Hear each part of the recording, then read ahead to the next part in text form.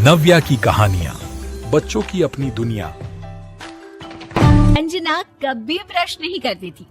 उसे कितनी बार उसके माँ बाप ने डांटा, लेकिन उसका कोई असर उस पर होता ही नहीं था, जिस कारण से उसके दांत पीले पीले हो जाते हैं।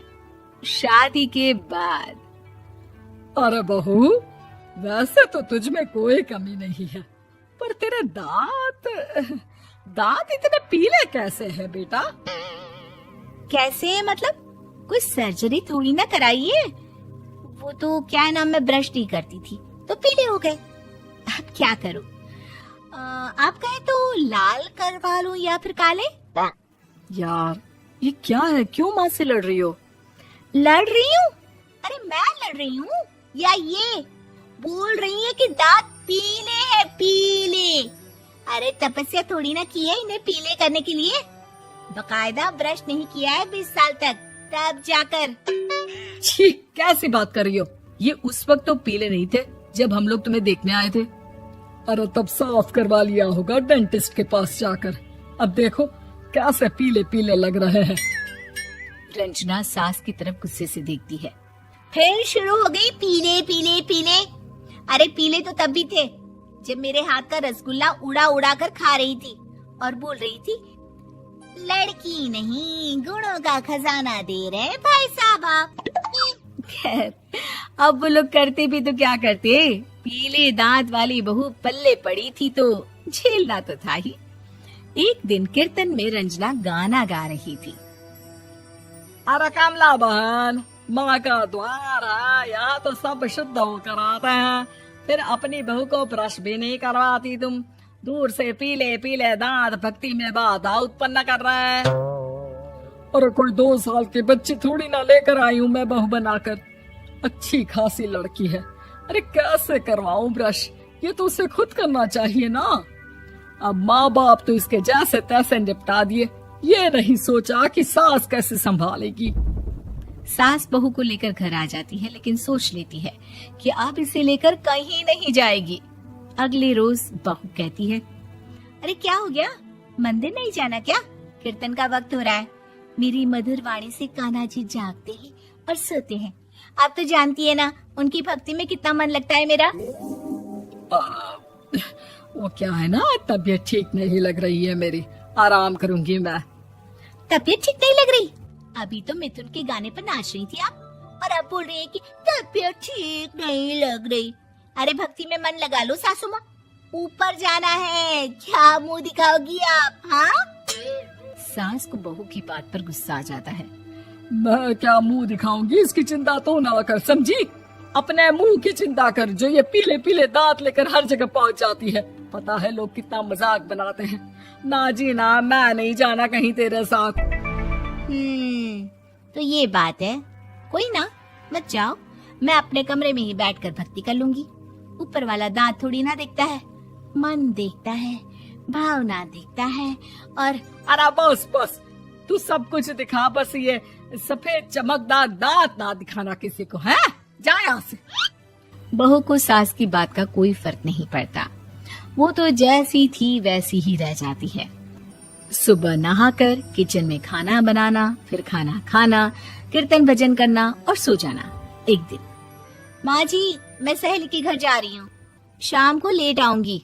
हाँ हाँ, तो जाना, मैंने कौन सा तेरी आरती करनी है घर पर बैठकर। रंजना सहेली के घर जाती है, जहाँ वो पार्टी में जाने की तैयारी कर रही होती है। अरे शिखा, कहाँ जाने की तैयारी कर रही है? मैं गलत वक्त पर आ गई क्या? अरे नहीं यार, उल्टा सही वक्त पर आ गया। मैंने ये साड़ी और ज्वेलरी निकाली है यार, शाम को इनके ऑफिस की एक पार्टी में जाना है। बताना कैसा लग रहा है ये सब? नहीं यार, इस ड्रेस के साथ तो वो वाली ज्वेलरी अच्छी लगेगी। हाँ हाँ सही बोल रही है, मैंने ध्यान ही नहीं दिया। वैसे तो हमेशा से मस्त फैशन सेंस रखती है। तो बड़ा जाती होगी ना पति के साथ पार्टी में। रंजना कुछ नहीं बोलती, बस सोचती है कि यार काश ये बात सही हो जाती। पर मैं क्यों नहीं जाती पार्टी में? क्या इन लोगों की कोई पार्टी होती नहीं होगी? रंजना घर आती है और रात में पति से सवाल करती है, एक बात बताइए, आप मुझे किसी पार्टी में क्यों नहीं ले जाते? क्या आपके यहाँ ऑफिस में पार्टी नहीं होती? पति बेचारा क्या कहता कि दांत पीले हैं तुम्हारे इसलिए। अरे कोई पार्टी होती नहीं हम लोगों के ऑफिस में, तो कहाँ से लेकर जाऊं? और मार्केट, मॉल, कहीं वीकेंड घूमना, कहीं तो। अरे यार, सारे हफ्ते में एक छुट्टी मिलती है, तो सोचता हूँ कि आराम ही कर लूं। क्यों? रंजना मन मार के रह जाती है। पहले कभी सास के साथ मंदिर जाया करती थी, लेकिन वो भी सास ने ले जाना बंद कर दिया। घर बैठी बैठी रंजना बोर हो जाती है। तभी उसे आइडिया आता है और वो मायके जाने का सोचती है। सासू माँ, 2 दिनों के लिए मम्मी के घर जा रही हूँ। अच्छा ठीक है, आराम से जा। और हाँ, माँ से कुछ अच्छी आदत सीख कर आना कि कैसे शरीर के हर भाग की तरह दांतों की सफाई भी जरूरी होती है, समझी? शुरू हो गई ना आप। वो लोग आपकी तरह नहीं है कि छोटी छोटी बात का बतंगड़ बना दे। उन लोगों के लिए मैं मायने रखती हूँ, ना कि मेरे पीले पीले दांत। रंजना माँ को बिना बताए उन लोगों को सरप्राइज देती है, लेकिन जैसे ही वो दरवाजे पर पहुंचती है, अंदर देखती है कि घर वाले कहीं जा रहे होते हैं। अब माँ, काश रंजना दीदी के दांतों वाली प्रॉब्लम नहीं होती, तो वो भी हम लोगों के साथ चलती ना बुआ जी की बेटी की शादी में। हाँ बेटा, लेकिन अब उसे कौन समझाए कि उसको उसके पीले दांत नहीं दिखते, लेकिन उसके आसपास के लोगों को कितना एम्बैरेसिंग फील कराते हैं। मुझे तो कितनी बार उसके स्कूल की टीचर ने शिकायत की कि उसके साथ कोई लड़की बैठना भी नहीं चाहती, और ना ही कॉलेज में कोई उससे बात करना चाहता था। लेकिन पता नहीं क्यों उसे ये बात समझ में ही नहीं आती। कोई कमी नहीं है उस लड़की में, बस यही कि दांत पीले हैं। वो तो भला हो जीजा जी और उनकी माँ का, जो दीदी को जैसी है वैसे ही रखा हुआ है।